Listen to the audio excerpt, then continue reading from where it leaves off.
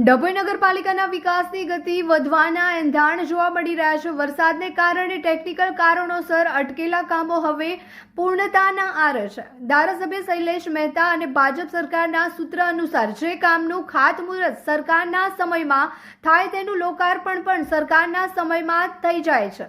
એટલે હવે ડભોઈ નગરપાલિકાના હસ્તકના ટાઉન હોલ, સ્પોર્ટ્સ કોમ્પ્લેક્સ તેમજ ગાર્ડન 90% કામ પૂર્ણ થયા છે। આગામી શિયાળાના શરૂઆતમાં જ આ કામોનું લોકાર્પણ પાલિકા દ્વારા કરવામાં આવશે તેવું પ્રમુખ બીરેન શાહ દ્વારા જણાવાયું હતું। ડભોઈ નગરપાલિકાના વિકાસના કામોને હવે પૂર્ણ ગતિમાં વેગ મળી રહ્યો હોવાનું જોવા મળી રહ્યું છે। નગરપાલિકા દ્વારા ડભોઈ નગરમાં વિકાસના મુખ્ય મોટા કામોમાં ટાઉન હોલ, ઓડિટોરિયમ અને સ્પોર્ટ્સ કોમ્પ્લેક્સના કામો વરસાદને કારણે ધીમા પડ્યા હતા, પરંતુ હવે તે કામને વેગ આપવામાં આવ્યો છે અને 90% કામ તો પૂર્ણ થઈ ગયા છે। તેવામાં ધારાસભ્ય શૈલેષ મહેતા અને નગરપાલિકાની ભાજપ બોડીના સભ્યો આગામી શિયાળામાં જ આ વિકાસના કામોનું લોકાર્પણ કરે તેવી સ્થિતિ જોવા મળી રહી છે। નગરમાં બનેલી સ્પોર્ટ્સ કોમ્પ્લેક્સથી નગરના બાળકોને રમતગમતમાં ઉપયોગી થશે, સાથે સાથે ઓડિટોરિયમ, ટાઉન હોલ વિવિધ સાંસ્કૃતિક કાર્યક્રમો માટે ખૂબ જ ઉપયોગી નીવડશે। ત્યારે પાલિકા પ્રમુખ બીરેન શાહ દ્વારા વિસ્તૃત માહિતી આપવામાં આવી હતી અને વિકાસની ગતિ હવે બમણી થઈ ગઈ છે। જે પણ કામો બાકી રહ્યા છે તેને પૂર્ણ ગતિમાં પૂરા કરવાના ધ્યેય સાથે પાલિકાની ટીમો સાથે લાગી ગઈ છે અને નગરના લોકોને આગામી સમયમાં આનો પૂર્ણ લાભ મળશે।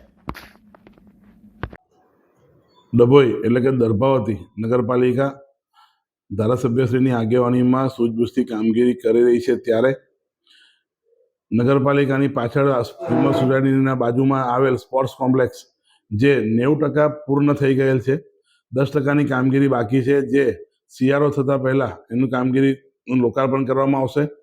સાથે સાથે ઓડિટોરિયમનું જે કામ અટક્યું હતું કોરોના કાળ પહેલાંનું, એની અંદર બી ગતિ દેખાશે અને સાથે સાથે બાગ જે રંગપન બાગ જે છે 2.5 કરોડના ખર્ચે બની રહ્યો છે, એનું બી કામ 90% પરિપૂર્ણ થઈ ગયું છે।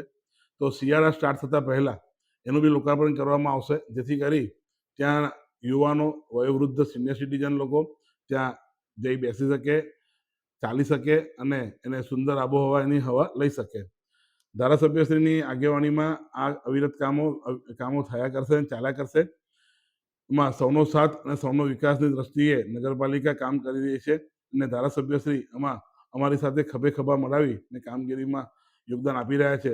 તો પ્રજાને હું અપીલ કરું છું કે આવનારા સમયોમાં વિકાસનું કામ ગતિથી પકડશે। ચોમાસાના લીધે અમને અટક્યું છે, એ કામ ગતિથી પકડશે।